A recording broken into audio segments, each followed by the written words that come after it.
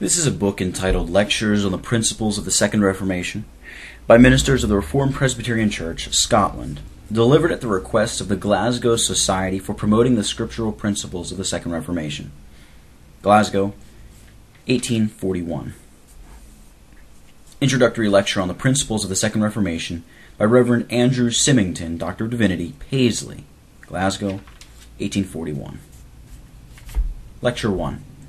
Second Reformation, Facts, Principles, Overthrow, Revolution, Rise of Reformed Presbyterian Church, Adherence to the Second Reformation, Its Important Bearings, Reason and Objects of this series of lectures. What are the principles to which so much importance is attached? Is a question meeting us as we introduce the proposed course of lectures. In giving a reply to this most reasonable demand, reference must, of course, be made to the history of the memorable period with which the principles in question are associated, the principles of the Second Reformation. But in answering this question, I am not to be expected to give lengthened historical illustrations, nor am I to adduce a body of statutory proofs, nor am I to take up the scriptural argument in support and defense of the principles in question. Besides the impossibility of comprehending all this in a single lecture, I should, were I to attempt it, necessarily anticipate the tasks assigned to the brethren that are to succeed me. My duty at present, if I do not mistake it, is to make some brief preliminary observations, preparing the way for the discussions announced in the syllabus, by placing before the mind the principles that are to be advocated, and endeavoring to awaken interest and attention by impressing the mind with a sense of their importance. To this task, then, I immediately address myself. The Second Reformation forms a brief but crowded and lucid chapter in the history of our country, and of the Church of God in it, a chapter in which every British Christian should be well read. The period commencing in 1638 and continuing for 10 years, which follow, has been usually known in the ecclesiastical history of this country by the designation of the Second Reformation, to distinguish it from a period of longer duration in the preceding century, usually called from its priority, not its excellence, the First Reformation. The first was a reformation from popery. That of which we are now to speak is a reformation from prelacy, and was distinguished not only by retrieving what was lost, when in 1592 and subsequent years the First Reformation was departed from, but distinguished also by a great accession of important attainment. It is worthy of remark here that the Second Reformation within the last 10 years has been brought into more conspicuous and honorable notice than for the preceding century and a half. The historic page has been searched and thrown open, and the knowledge of the period in question is no longer confined to the antiquary, the curious historian, or to a few persons taking a Christian interest in the religious doings of that period. It has been raised from the obscurity in which it lay, and vindicated from much of that reproach which was cast upon it, where it was at all mentioned. And its great actors and their noble Christian actings have been held up to respect and admiration. Its attainments, after they were abandoned and lost, lingered long in the recollections and hearts of the religious people of Scotland, but had sunk into comparative oblivion when recent discussions recalled them to view. And the modern advocates of ecclesiastical reformation strengthen their arguments and pleadings by appeals to its men, its principles, and its martyrs. Would to God that we could regard this as a token that an epoch draws near, when there will be a return to the faithful and extended application of its noble principles. Turn thou us unto thee, O God, and we shall be turned. Renew our days as of old. To state the great principles of the Second Reformation, it will be necessary to recur to prominent facts in the history of the period. In a period of conflicting opinions and sentiments, producing mental and moral revolutions, it seldom happens that individuals or communities arrive all at once at the great principles which are afterwards recognized and felt. We are not to expect to find a system of principles, laid down and adopted by the leaders of the Reformation and then acted upon, but, turning our attention to facts and observing the great movements as they have proceeded, we shall be able to elicit the great principles which impelled the actors whose doings have so large demands on our gratitude and supply so valuable lessons for our adoption and imitation. First, applying this principle to the task assigned me, I shall simply state a few facts which shall furnish data from which to elicit the principles of the Second Reformation. The first place is due here to the renovation of the National Covenant of Scotland in the year 1638 in its application to prelacy. From the year 1592, the First Reformation declined. The monarch of that day assumed his haughty and usurped prerogative of supremacy in all things. The liberty of the Church was invaded.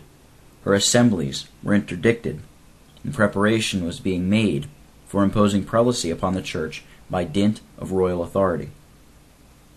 After unsuccessful remonstrances and repeated invasions of their privileges, the religious people of Scotland, apprehensive of their danger, proceeded with great unanimity and zeal to renew the national covenant in condemnation of prelacy. This valuable document had been drawn up nearly 60 years before this time to unite the country against popery, but the reformers of this period perceived such an affinity, if not identity, between prelacy and popery that they regarded the abjuration of the one as virtually abjuring the other, adding to the ancient deed paragraphs declaratory of their view. This seasonable and magnanimous step served a valuable purpose in uniting the people, and as it took a lead, so it prepared the way for still greater decision and boldness. Another prominent fact to aid us in our present inquiry is the calling and meeting of the General Assembly in Glasgow at the close of the same memorable year, an assembly distinguished above all others by the fidelity and magnanimity of its proceedings. In opposition to the royal pleasure, in despite of the dissolution of the assembly by the royal commissioner and his proclamation interdicting it under certification, the assembly, claiming an intrinsical power from the Lord Jesus Christ, continued its sessions and proceeded with its business, annulling preceding unlawful assemblies, deposing bishops, condemning the Articles of Perth, Service Book, Book of Canons, Book of Ordination, and other instruments by which it was attempted to impose prelacy upon the Church. And these measures were gone into a style to which monarchs and prelates were not accustomed, and which is perhaps yet scarcely forgiven and forgotten.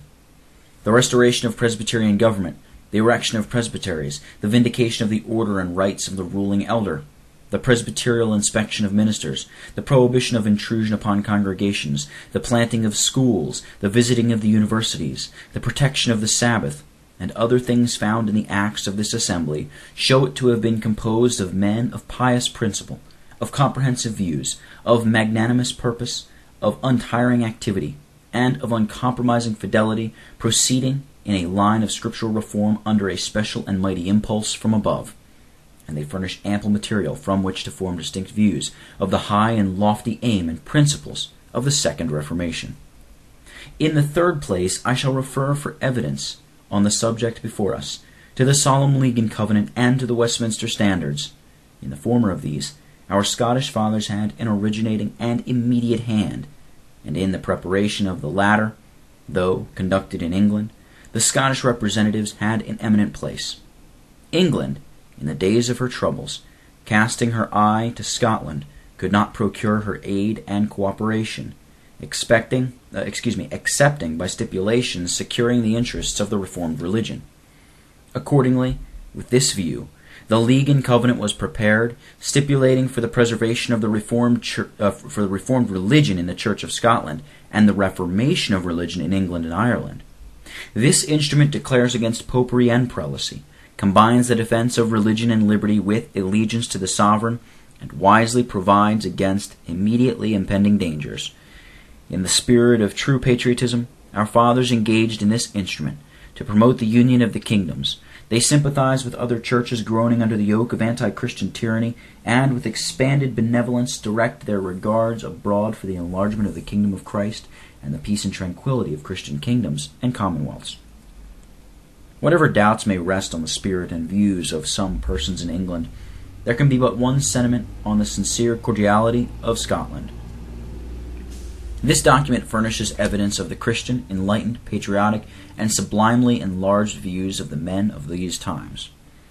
And next to it we must place the Westminster Standards, as received by the Church of Scotland, with distinct declaration of her views on the intrinsic authority of the Church and on her form of ecclesiastical polity. These documents are distinguished by the purity of their style, the soundness of their evangelical doctrine, and the comprehensiveness of their views. They were prepared with much prayer and labor, and remain monuments